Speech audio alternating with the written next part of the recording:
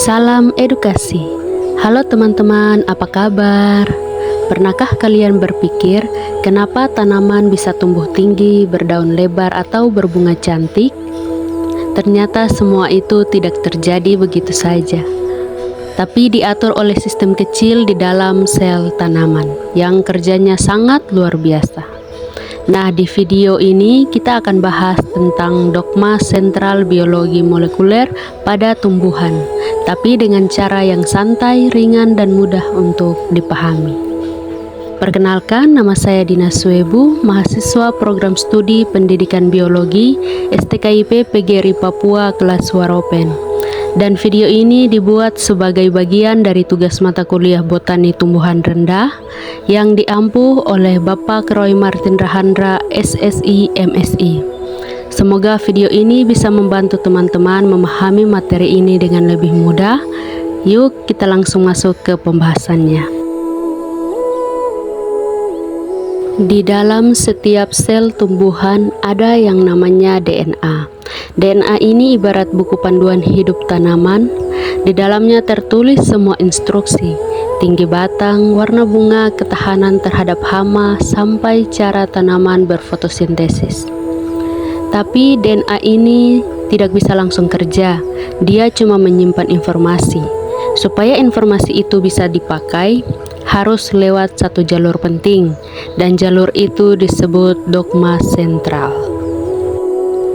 Dogma sentral biologi molekuler menjelaskan alur informasi genetik, mulai dari DNA, RNA, protein.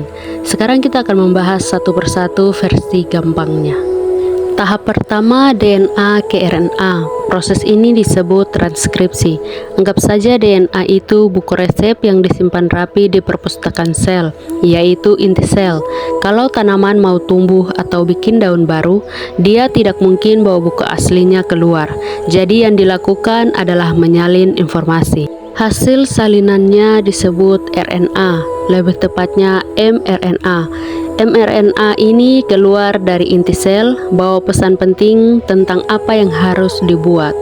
Tahap kedua, RNA ke protein. Ini disebut translasi. Di sini mRNA dibaca oleh ribosom lalu diterjemahkan menjadi protein. Protein inilah yang benar-benar bekerja di tubuh tanaman. Ada protein untuk pertumbuhan batang, ada yang mengatur pembentukan klorofil, ada juga yang membantu tanaman melawan penyakit. Tanpa protein, DNA cuma jadi tulisan, tidak pernah jadi aksi nyata. Jadi bisa kita simpulkan begini, DNA sebagai penyimpan informasi, RNA sebagai pembawa pesan, sedangkan protein sebagai pelaksana kerja. Itulah inti dari dogma sentral biologi molekuler pada tumbuhan. Kenapa ini penting untuk dipelajari? Karena semua teknologi tanaman modern berawal dari sini. Mulai dari tanaman tahan hama, tanaman tahan kekeringan, sampai hasil rekayasa genetika. Semuanya memanfaatkan jalur DNA, RNA, dan protein ini. Sekarang setiap kali kamu lihat tanaman tumbuh, ingat di balik daun yang hijau dan bunga yang indah, ada sistem molekuler yang lagi kerja tanpa henti. Itulah kecerdasan alam yang tersembunyi.